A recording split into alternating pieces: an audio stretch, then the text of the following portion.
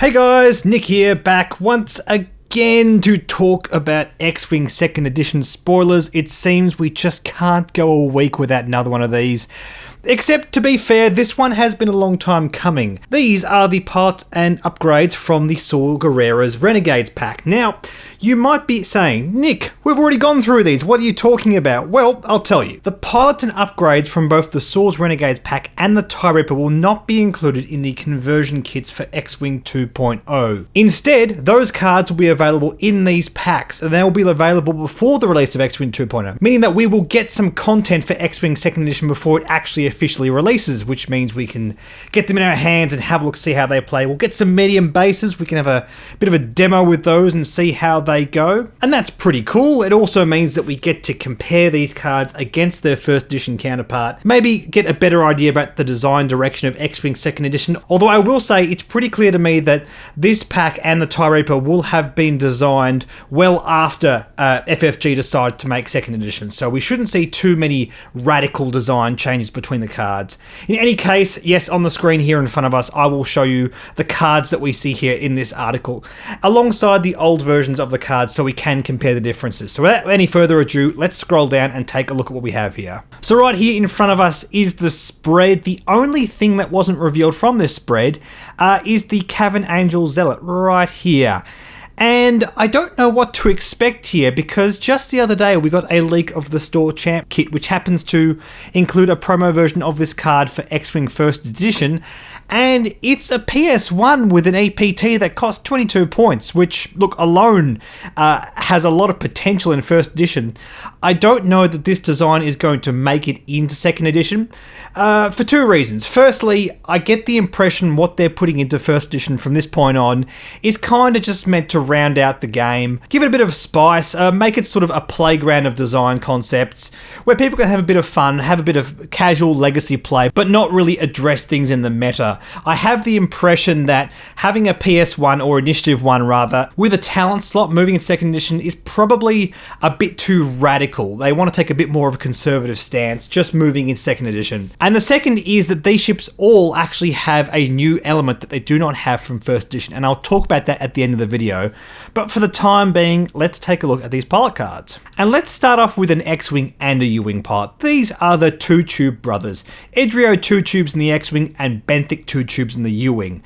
Now, we did see Benthic Two Tubes in the X-Wing 1st Edition article, and as you can see here, both of these pilots have the same text. It is worth noting that the 1st Edition pilot can activate ships that he is touching. Range 1 to 2 in 1st Edition speak does include ships that are physically touching your base. However, in 2nd Edition, it must say 0 to 2 in order to include that. So the 2nd Edition version is actually slightly worse off, but I get the impression that the only reason it's not the same as it was in 1st Edition is because in 1st Edition, it would take a lot more text to explain the same thing. Because we have neat in terminology, 2nd Edition can refer to things like ships that are touching or not touching much more easily without having to add a whole heap more text. So that's pretty much the only reason these are different. And I'm also willing to guess that Edrio Two Tubes is going to be exactly the same in 1st Edition. He'll be PS4 with his exact same text. Before you activate, if you are focused, you may perform an action. Except in 1st Edition, he'll say if you have a focus token rather than if you are focused,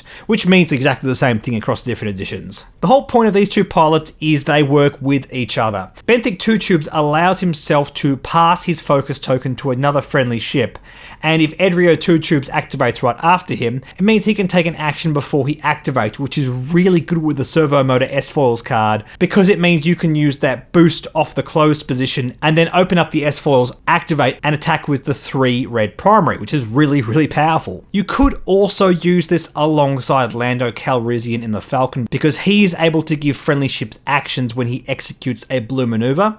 So right off the bat, those two might work really well together, but the obvious synergy is between these two pilots we see here up on the screen. Let's take a look at the rest of these X-Wing pilots before we move on to the U-Wings. Here up on the screen is Levi Tenza at Initiative 3. And functionally, these are exactly the same. They do work a bit differently. Obviously, there were no red actions in first edition, so there was no way to write this out as cleanly as it appears in second edition. After you perform a boost or barrel roll, you may perform a red evade action. You can't do this if you are stressed, meaning if you use the closed configuration of the S-foils, you can't focus, then do the red boost, and then do the red evade. But nonetheless, a really powerful ability. Arguably a little bit more powerful in second edition because you're able to take barrel rolls off both sides of the S-foil card, which is really, really cool. And also pictured here we have Colby Sporado, another functional reprint. After you perform a barrel roll or boost action, you may flip your equipped configuration card, which arguably could be something apart from the servo motor S-foils if anything else comes out, but I'm going to guess that's not going to happen. Basically, the original card only refers to the servo motor S-foils, but in second edition that is moved on to its own unique upgrade type, so there's no need to write that out in full. And just as it is in first edition, a really, really powerful ability. It means you can use the boost off the closed S-foils and flip them so that S-foils are open so you can attack with 3 red dice. Really cool ability. There is also a very weird interaction going on here because it does not say once per turn. So, theoretically, if you have the S-foil open on this card, you could say use Lando Calrissian to cause him to execute a barrel roll, which then makes him close his S-foils. Then, when Colby Sporado activates, he can perform a boost action and then open up his S-foils again. Which is a bit convoluted. I don't know how many games are going to have the situation come up, but that is a possibility. You can close and open the S-foils on this card in a single turn, which is interesting to say the least. In any case, moving on to the rest of the U-Wing pilots, we have here Magma Yarrow. When a friendly ship at range 0 to 2 defends, the attacker cannot re-roll more than 1 die. And this is interesting. I'm going to guess in first edition she's just going to say range 1 to 2. Again, because there's no clean way of differentiating between ships you are or are not touching. And this is an interesting ability. If it does indeed exist in first edition, it's going to be a lot more powerful because in second edition, there simply isn't as many ways to get multiple rerolls. In fact, as far as I'm aware, it's only target locks that can do that. Predator now no longer gives you multiple rerolls. In fact, Predator is even harder to use. Dengar does not give you rerolls at all. He now has a completely different function. So yeah, I guess unless you have 2 different cards that stack up and give you multiple rerolls, that's the only way it's going to happen. So Magma Yarrow is going to be great in first edition, but just okay in second edition. I guess it's a helpful thing overall for Rebels. It kind of plays around with the same space as Old Bigs, and obviously not being quite as powerful as Old Bigs. But it means if you keep a group of Rebels together, you can get a nice soft defensive buff across all of them, which seems really good. Also pictured here is Saul Guerrero, and we did have this previously revealed. While a damage-friendly ship at range 0 to 3 performs an attack, it may reroll 1 attack die. Now, the old version of Saul only worked at range 1 to 2, which is second edition speak for range 0 to 2, and it also worked when that ship was stressed. Nonetheless, I think this is a nice upgrade on Saul Guerrero. I think that range is far more relevant than incidental stress. It is worth noting it is much easier to stress your ships in general in second edition, so I think that's the main reason that was left off. And also, I just want to point out, it does seem to play around with the archetype with Rebels of being ultra aggressive. There is a couple of other Rebel pilots that refer to ships getting quite close to the enemy, so being damaged is going to be quite relevant. There's also Wolf Warrow, which works with Saul Guerrero in both first and second edition, which I think is going to be very interesting. There seems to just be a few cards in the Rebel faction that want to lean into ultra aggressive gameplay, and I think Saul Guerrero is going to be really, really powerful. Not sure about meta defining, but I'm pretty confident there'll be at least one Saul Guerrero list out there which does quite well. Also shown to us was the same 2 crew cards that were revealed in the previous article, Saul Guerrero and Magma Yarrow. Starting off with Saul Guerrero, who has the exact same ability as he used to. Magma Yarrow's had a bit of a downgrade. She still gives your ship a target lock after defending, but it only works when your ship gets hit, and I think there's a very good reason for that. There seems to be less things overall in second edition that gift you target locks. Fire control systems, for example, no longer just gives your ships target locks, it just increases the overall efficiency of those target locks, which I think is fair enough. Fire fire control systems was really, really powerful in first edition. So that's going to be less of a thing, and that's the main reason why Magma Yarrow is a bit less powerful. It still does give your ships free target locks, it just has a bit of added downside, which I think is fair enough given the environment of second edition that we're seeing. We also have pictured here Saul Guerrero, and well, it's a bit hard to judge how Saul Guerrero is going to play out because the main reason we're all jazzed for him in first edition is because of the combinations he has. Now, we do know that advanced proton torpedoes will be in the second version of X-Wing, but we don't know if it's going to have the same ability. And that's kind of the main thing we're looking at in first edition, because advanced proton torpedoes gives you all those focus results, which combos with Saul Guerrero brilliantly. So it's a bit hard to tell what's going on.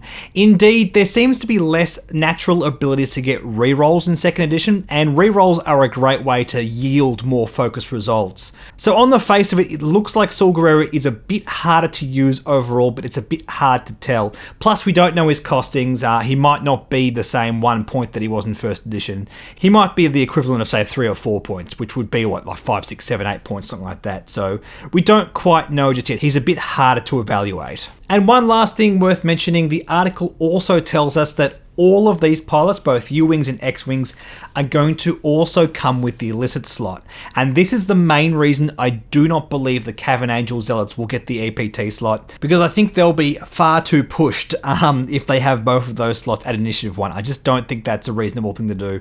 I think it makes sense in first edition, but not in second. But more to the point, I really like the illicit slots on all these guys. It kind of gives them a clear difference between these guys and the guys from the core Rebellion, part of Rogue Squadron, Red Squadron, all those guys. Luke and Wedge shouldn't have illicit slots, and that makes perfect sense to me. It also brings into questioning how much these guys are going to cost. I'd imagine because they have illicit slots, there'd be 1 or 2 points more than their Rebel equivalent for the same initiative and points cost. And that's pretty cool. I don't really know off the top of my head what illicits are going to work well with these guys, but right off the bat, we do know that all of these illicits in front of us are going to make it into the game in second edition. And I'm looking particularly at the Cavern Angel Zealots with either Contraband, Cybernetics, or Feedback Array. I think either of those could work quite well. Perhaps if the Cavern Angel Zealots are cheap enough, we could have another Bug Zapper list make it into the game. That'd be pretty cool. A lot of fun there. Unfortunately, we don't have any really powerful illicits in the game anymore, like Glitterstim. If we get Glitterstim on some of these X-Wing pilots, I think that'd be really, really powerful. But sadly, not to be. And look, I think that's probably fair enough moving forward. I'm sure more illicits will get added into the game as the waves start to come out. But in the meantime, guys, that's all the info we have. I assume next week we'll get the article for the TIE Reaper. For the meantime, FFG are advertising that this will come out at the end of the second quarter, which is the end of this month. So hopefully in the next couple of weeks or something like that. That'd be cool. In the meantime, guys, thank you so much for watching. Like and subscribe. Like us on Facebook, follow us on Twitter, and I will catch you guys later.